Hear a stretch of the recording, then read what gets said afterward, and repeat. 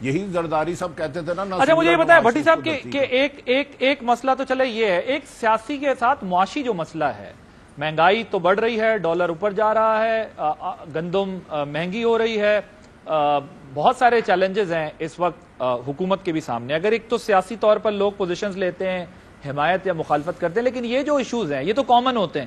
پچھلی حکومت کے دنوں میں بھی لوگ یہی چیخ چلا رہے تھے, اب بھی یہی چیخ چلا رہے ہیں. عوام کا جو بنیادی مسئلہ ہے وہ تو وہیں کا وہیں کھڑا ہوا ہے, ایشوز تو وہیں کے وہیں کھڑے ہوئے ہیں جو چیلنجز تھے. عادل آج تک کوئی حکومت آئی ہو تو عوام کا مسئلہ عادل مجھے وہ حکومت بتائے جو آئی ہو تو اس نے عوام کا مسئلہ حل کیا ہو, اس سے پہلے بھی, اس سے پہلے بھی, اس سے پہلے بھی, اس سے پہلے بھی, اس سے پہلے بھی. اب یہ جو حکومت آئی ہے بڑی سلطان رائے کی بڑکے مارتے تھے, نہل کی حکومت ہے, ٹرائل پہ دے دیا, آئے ہیں تو گھی کی قیمت میں 10 گنا اضافہ, بجلی 3 دفعہ بڑھا چکے ہیں.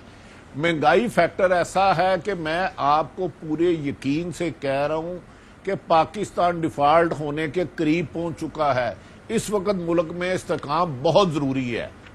یہ موجودہ حکومت کو چاہیے خود میری نظر میں کہ اپوزیشن کی جماعتوں کو بلائے اور بیٹھ کے کوئی ایسا حل نکال لیں. اگر الیکشن ہی ساری جماعتیں حکومت سمیت اپوزیشن سمجھتی ہیں تو اس کو شفاف بنایا جائے. اکانومی جو آپ نے کہا, عادل کسی کی بھی حکومت چلے جائے آپ کے مسائل یہ رہیں گے کہ بجلی کا بل زیادہ آ گیا, بچے کی فیس زیادہ بڑھ گئی ہے, پٹرول کی قیمت 10 گنا زیادہ ہو گئی ہے. غریب کے لیے جن کی جس ملک میں 70% لوگوں کی انکم 30,000 سے کم ہو, ان کے لیے تو دوزخ ہے.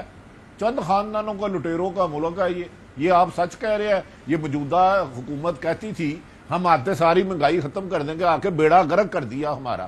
اور روزانہ میں اپنا رپورٹر کیونکہ اس میں تو دیکھیں نا سب سے بڑا پھر خطرہ یہ ہوتا ہے کہ لوگوں کا اعتماد اڑ جاتا ہے چیزوں سے کہ ہمارے حالات میں بہتری آئے گی کسی بھی صورت. کیونکہ سیاسی دعوے تو ہو جاتے ہیں لیکن اس کے بعد ان سیاسی دعووں کی حقیقت جب یا اس کی کلئی کھلتی ہے تو بڑی مشکل ہوتی ہے. فاروق حبیب صاحب, آج خان صاحب نے بھی کہا کہ میرے دور میں تو مائک لے کے سب پہنچ جاتے تھے. آپ لوگوں کو اس بات پر بھی غصہ ہے کہ آپ کے دور میں مہنگائی کو زیادہ, میں ذرا آپ کو سنواتا ہوں خان صاحب نے کیا.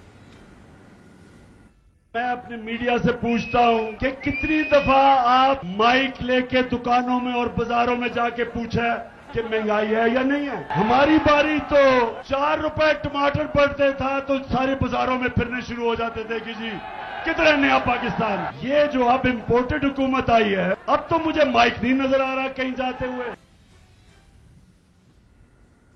جی تو کیا جو میں نے آپ کے سامنے سوال رکھا کہ اس بات کی ریئلائزیشن ہے کہ آپ کی حکومت میں جو ہے وہ میڈیا زیادہ مہنگائی پہ بات کر رہا تھا اور اب آپ لوگ کہہ رہے ہیں کہ اس طرح بات نہیں ہو رہی, حالانکہ مہنگائی تو ظاہر ہے ابھی بھی ہو رہی ہے. دیکھیں کیوں زیادہ آپ کو اس بات کے اوپر غصہ ہے, کیونکہ میڈیا تو ویسے دکھاتا رہتا ہے مہنگائی.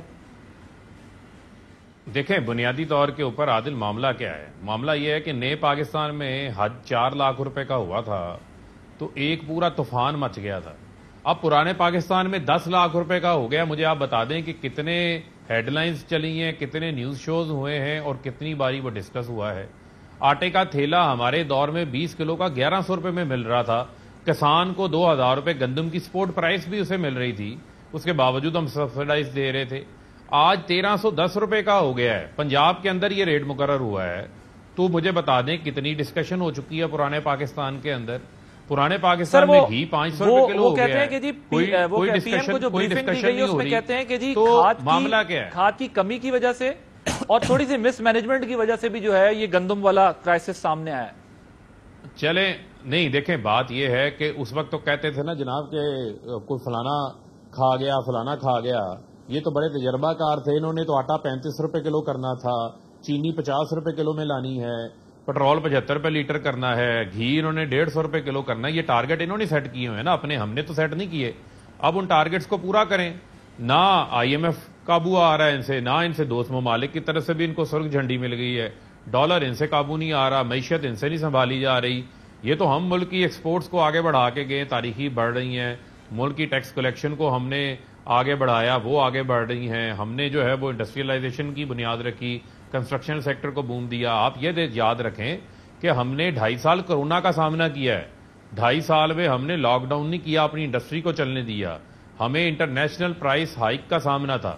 کوئی 3 چیزوں کی ایسی قیمت بتا دیں جن کی قیمت عمران خان نے خود بڑھائی ہو, وہ عالمی سطح پہ نہ بڑھی اور عمران خان نے یہاں بڑھا دی ہو. تو پھر اگر بار بار فاروق صاحب یہ تھے کہتے ہیں کہ عالمی سطح کی قیمتوں اوپر کا یہ قیمتیں اثر بڑھتی ہیں, لیکن یہ اس وقت لوگوں کو گمراہ کرتے تھے, لوگوں کو جھوٹ بولتے تھے. ٹھیک ہے, سیاست بالکل ٹھیک ہے, سیاست کے لیے یہاں سب کچھ ہوتا ہے, بڑے بڑے دعوے کیے جاتے ہیں اور پاور حاصل کرنے کے لیے, پاور ایکوائر کرنے کے بعد وہ دعوے ہوا میں اڑ جاتے ہیں. مگر اگر آپ یہ مان رہے ہیں تو بین الاقوامی جو مہنگائی کے اثرات تھے وہ آپ کے اوپر بھی آئے, تو موجودہ بھی وہی ہوں گے نا, کیونکہ یہ دنوں مہینوں کا کام تو نہیں ہوگا, یہ تو دہائیوں پہ محیط مسئلہ ہوگا. پھر اس کو آپ تسلیم کرتے ہیں, پھر یہ سیاست ہی ہوتی ہے ہمارے یہاں سے. یہ جو ہاتھ سے عادل, یہ جو ہاتھ سے گرے لگائی ہیں انہوں نے, اب ان کو دانتوں سے کھولنی پڑنی ہے. اس وقت یہ سچ نہیں بتا رہے تھے لوگوں کو, انہوں نے ایک سینسیشن پھیلائی ہوئی تھی, ایک سنسنی پھیلائی ہوئی تھی, بات بات پہ جھوٹ بولتے تھے. یہ کہتے تھے آئی ایم ایف مہنگائی کروا رہی ہے, یہ کہتے تھے عمران خان پیٹرول مہنگا کر رہا ہے. ٹھیک ہے, آپ کے خیال میں یہ اپنے بیانات کے اسیر ہو گئے اور اس لیے آپ کو سیاسی بیانیے میں جو ہے وہ سپورٹ مل رہی ہے.